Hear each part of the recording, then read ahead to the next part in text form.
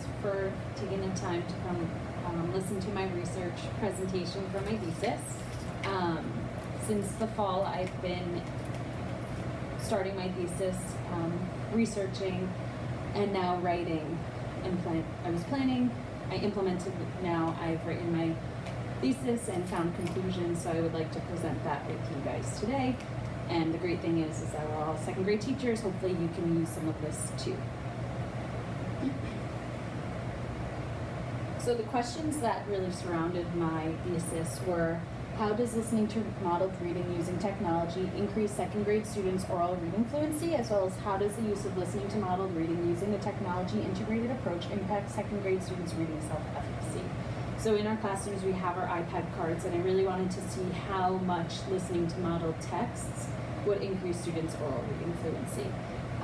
And I also, the other aspect, the affective domain, was how does that increase their self-efficacy? Does it make them more confident when they're reading? Are they more willing to read out loud based on improving that fluency? So again, the rationale for my research was how to explore how modeling oral reading fluency, specifically through the use of audiobooks during listen to reading in the morning, how that would impact our students' own oral reading fluency in second grade and the related key elements of accuracy, automaticity, and prosody. Being second grade, we know that the missing kind of link sometimes is that fluency between decoding and comprehending texts, especially now that our readers are really kind of traveling through and moving away from those decodable readers into more chapter books. And oftentimes students think fluent reading is reading fast, so I wanted to incorporate the elements to really focus on those to really get a whole picture of reading fluently. The terms, as you know, accuracy, the ability to recognize and decode words correctly, reading rate and automaticity, quick and effortless identification of words, in or out of context, prosody, rhythmic aspects of speech, and intonation, the rise and the fall of the voice in speaking. So those were really the areas I focused on with the anchor chart and so on as they practiced each week. And also we know that fluency is that link. The classroom reads behind that is that it's seen as the link between the two, and that fluency impacts their overall reading as well as their comprehension. And I also wanted to see that this process could build self-efficacy. The standards that relate are read with sufficient accuracy and fluency to support comprehension, as well as read grade level text orally with accuracy, appropriate rate, and expression on successive readings. So those are the standards related to my study. So obviously the participants were in this classroom. 12 chose to partake in the study, so I had sent home a child assent form to ask parents. Some said yes, some said no. The ones that said yes, I then asked the students if they wanted to be a part of it. If they agreed, they signed and they were part of the study. I made sure that the students knew that they could withdraw at any time, that this wouldn't be extra work, it would really just be something to look closer at. And some were really excited for it. Also, 4 focus students were chosen in my study. In the second week, I chose 4 students based on the pre-assessments, and I purposefully chose those students to show mixed ability levels, reading levels, and backgrounds, just so I could get a closer look at how fluency was developing among different students. Also, the study took part during our daily 5 in the morning during the ELA portion of the day, so it didn't change our schedule. In fact, they did it during their rotations with those little assessments on the side. My whole group lessons also took place during that time, or as a whole group during our whole group block. And during the study, students listened to reading every single day in between having whole group lessons, which focused on the elements of reading fluency. So the methods and procedures, I use a triangulation data method by using different instruments for each domain. I used our Dibble's oral reading fluency assessment for the pre, mid, and post assessment, where it was 3 passages. They read each once for 1 minute, and they took the median score, and that same passage was used throughout. I also had a rubric that went along with that reading, where I was able to really take a closer look at each aspect of fluency, which I have on here coming up. Also, a reading attitude survey allowed me to get more of their reading interest at the beginning of the study, and field notes were taken throughout. So by the end of week 1, the concept of fluency was introduced, and by week 2, students were starting on their iPads. We talked about, what to look for when we listen to reading, and they started to hone in really on those concepts as they listened to reading. By week 2, a focus group was chosen, and with the focus group, I did a student interview, just kind of a more in-depth look, which was taken from a perception scale, Hank and Melnick, and I kind of made it more into questions and they could answer rather than a survey they filled out themselves, just to be appropriate for their age. And by this week, lessons started. So I did 2 lessons a week that related to fluency, and then in between they were listening to reading. And as we worked through modeling, as I maybe modeled or they listened to modeled reading, they began really interacting and recognizing their fluency. Again, field notes were taken throughout, they were listening to digital text, and we were really beginning the process. By week 3, again, I was modeling and reinforcing the fluency concepts, but as I introduced them, I only introduced them one at a time, and then had the students really look for that aspect of fluency when they were listening to reading. I thought that might be better than doing all 4, and just to stagger it and then bring it all together. And I did find that pretty successful. And also by week 3, a mid-assessment was given to the focus students, the same Dibbles assessment, just so I could continue to track progress.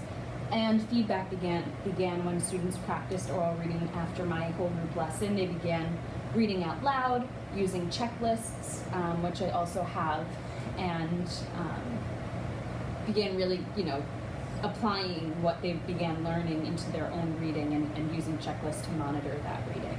And then by week 4, they finished listening to reading in this week, and they started reading to each other in pairs and using those checklists to really monitor each other, which I found really effective. And also in the last week, the reading survey was given again, as well as the Dibbles oral reading fluency. So that was really the weekly kind of actions I took in here, along with daily notes and reading every single day.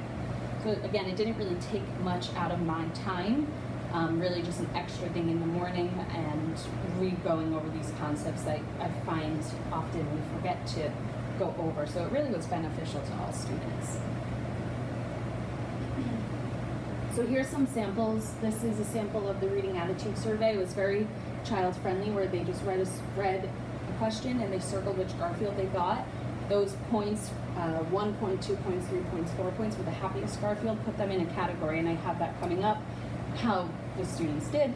This was an example of a fluency rubric, again, a 1 to 4 scale of expression, volume, phrasing, smoothness, and pace, as well as this was a sample of the questions that I used and their answers for each student that I gave that to.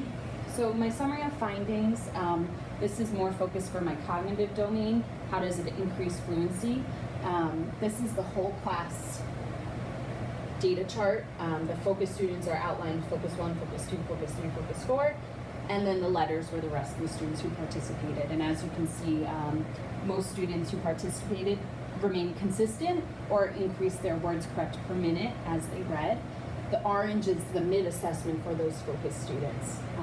And as part of my conclusion, I do believe the trends of dipping a little bit before increasing had to do with their expression, really focusing on that rather than their speed.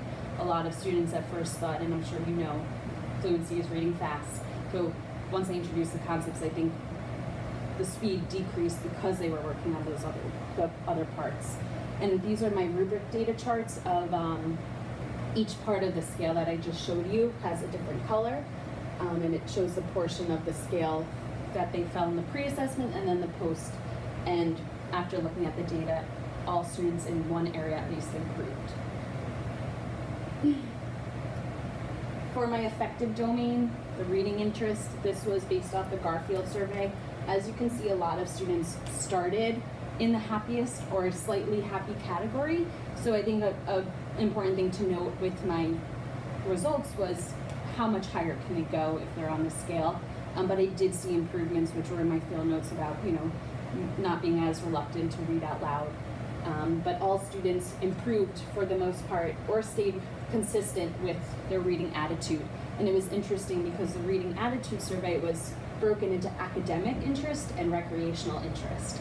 Obviously, we would think that most students would rather read more recreational and be happier with recreational, which does show in a trend. However, academic also improved. And lastly, the findings really, as a result of the study and post-analysis of data, I believe that listening to modeled reading may increase students' oral reading fluency and self-efficacy. The high reading attitude scores may have impacted students' improvement throughout the study, and students' perception of fluent reading as fast reading versus slowing down with expression really, I think, impacted the jumps that we saw. But I did see improvement, and a limitation I do think is the amount of time I spent. I think this could be pulled even longer, as I'm sure you know. So that's something I would definitely recommend for you guys or any other teacher. I suggest for you guys to spend time not only allowing students to listen, but also practice. That definitely helped finding that balance. Something I really wanted, I wish I did, if I could go back or if I do it again, is to have students record their own reading. You know, having them listen and use those checklists or think back and look at how it's changed, I think would have been so beneficial, but it's something I'm excited to try, and it's definitely something, you know, that's supported by research and that you could try as well. And also, digital text can be used with all students. It doesn't matter their reading ability level. I think it's something that could be useful for all students. And I just have a quote to end off with.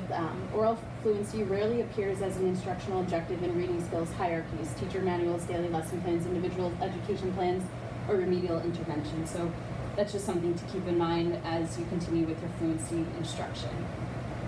Does anyone have questions? No?